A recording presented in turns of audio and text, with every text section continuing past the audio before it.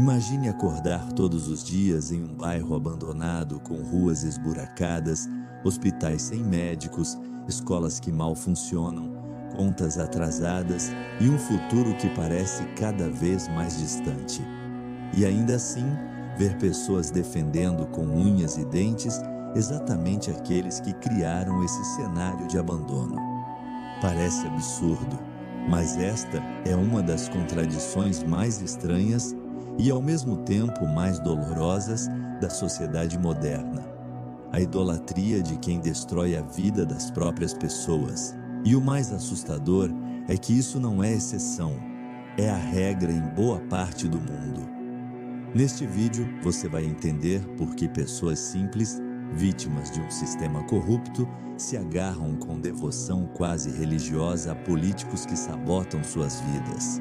Você vai compreender os mecanismos psicológicos, sociais e emocionais que alimentam essa idolatria cega e vai enxergar, talvez pela primeira vez, como manipulam esperanças, medos e até a sensação de pertencimento das pessoas. E quando você chegar ao final, tudo fará sentido e também será profundamente perturbador. A primeira camada desse problema é quase instintiva. O ser humano precisa acreditar em algo para suportar a dor de viver. Quando a vida se torna insuportável, quando o futuro desaparece, quando a realidade se torna um peso esmagador, a esperança vira uma necessidade biológica. E é nesse terreno fértil de fragilidade emocional que políticos corruptos constroem seus reinos. Eles se apresentam como salvadores, como pais da nação, como defensores dos pobres, como vozes dos esquecidos. Para pessoas que sentem que ninguém as escuta, essa retórica funciona como um alívio psicológico. Elas não veem um político, elas veem o símbolo de uma vida melhor que nunca tiveram. E símbolos são muito mais poderosos que fatos. Pessoas vulneráveis não se apegam à realidade, elas se apegam à narrativa. Quando um político cria um inimigo comum, eles querem tirar o que é nosso. Eles odeiam você, eles têm medo da nossa força. Ele cria vínculo, cria tribo, cria pertencimento. E quando você faz parte de uma tribo, você defende seu líder mesmo quando ele destrói a sua vida, porque a lealdade deixa de ser racional e passa a ser emocional. É por isso que muitos defendem políticos com a mesma paixão que torcedores defendem times. Não importa o resultado, importa a identidade. Perder o líder significaria perder o grupo. Perder o grupo significaria perder a si mesmo. Então, é mais fácil aceitar a miséria do que aceitar a ideia de que seu herói sempre foi o vilão. Pessoas quebradas emocionalmente, cansadas, esmagadas pela vida, são mais fáceis de manipular. E aqui está a ironia cruel. Quanto mais sofrimento, mais leais elas se tornam. Não porque são ignorantes, mas porque foram condicionadas a acreditar que um dia será melhor, que Ele está lutando por nós, que eles têm um plano. Esse mecanismo é tão antigo quanto a própria história humana. Durante séculos, reis exploravam o povo com promessas de prosperidade futura. Hoje, políticos fazem o mesmo, apenas com discursos mais sofisticados. Existe uma narrativa perigosa e silenciosa que atravessa gerações. Quem sofre é mais puro. Quem é pobre é mais honesto. Quem passa dificuldade é mais merecedor. Políticos corruptos usam essa romantização como arma e dizem: eu sou como você. Eu também vim de baixo. Eu sei o que você sente.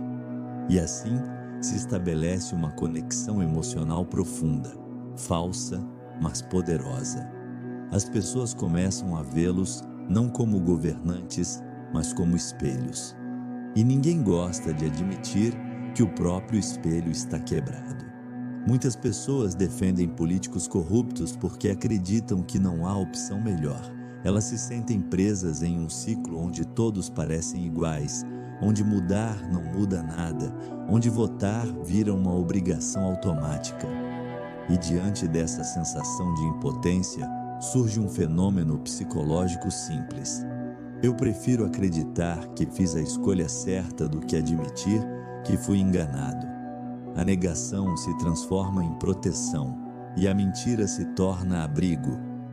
O ser humano tem uma tendência perigosa: idolatrar a autoridade, mesmo quando ela é destrutiva.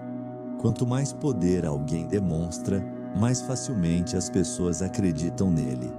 É o instinto primitivo da submissão, seguir o mais forte para sobreviver, mesmo que o mais forte esteja destruindo tudo ao redor. Nietzsche dizia que o ser humano prefere obedecer a ter que pensar, e isso nunca foi tão atual. Todo esse mecanismo é alimentado com o medo. Medo de perder o pouco que se tem, medo de mudar, medo do novo, medo de enfrentar a realidade de que o mundo é injusto e caótico, medo de assumir responsabilidade. Políticos corruptos alimentam esse medo todos os dias. Se eu cair, tudo desmorona. Se eu sair, vocês perderão seus direitos. Se eles vencerem, vocês serão destruídos. E assim, aos poucos, o medo se transforma em fidelidade. Fidelidade se transforma em fanatismo. E o fanatismo destrói qualquer possibilidade de reflexão. E então chegamos ao ponto mais brutal de todos. A razão pela qual pessoas miseráveis defendem corruptos não é apenas porque foram manipuladas. Não é apenas porque estão emocionalmente quebradas. Não é apenas por ignorância, desinformação ou carência afetiva. É porque, no fundo, elas se acostumaram com a miséria. E quando a miséria se torna normal, qualquer coisa diferente parece perigosa demais. O sistema não apenas explora essas pessoas, o sistema as domestica, as ensina desde pequenas que nasceram para sofrer, que não merecem muito mais, que o máximo que podem ter é a proteção de alguém mais poderoso. E assim, a miséria cria uma forma de gratidão doentia, como se o político corrupto fosse o protetor do caos que elas já aceitam como natural. A tragédia não é que corruptos existam. A tragédia é que eles encontram fertilidade emocional em corações feridos, e isso significa algo devastador. O maior inimigo da mudança não é o político corrupto, é a esperança depositada nele. A veneração a corruptos não é sobre política, é sobre humanidade, é sobre a fragilidade emocional, psicológica e espiritual de pessoas que nunca tiveram a chance de conhecer uma vida digna, que nunca foram valorizadas, que nunca foram ouvidas. E quando alguém promete atenção, mesmo que seja uma mentira, muitas almas aceitam, porque é tudo o que elas têm. É doloroso, injusto e profundamente humano. Mas enquanto essa idolatria existir, a miséria continuará sendo hereditária. Se esse conteúdo fez você refletir, compartilhe. Quanto mais pessoas entenderem esse mecanismo, mais difícil será manipular consciências. E se você quiser continuar explorando temas profundos como este, inscreva-se no canal e deixe seu like. Isso ajuda demais a fortalecer nossa voz.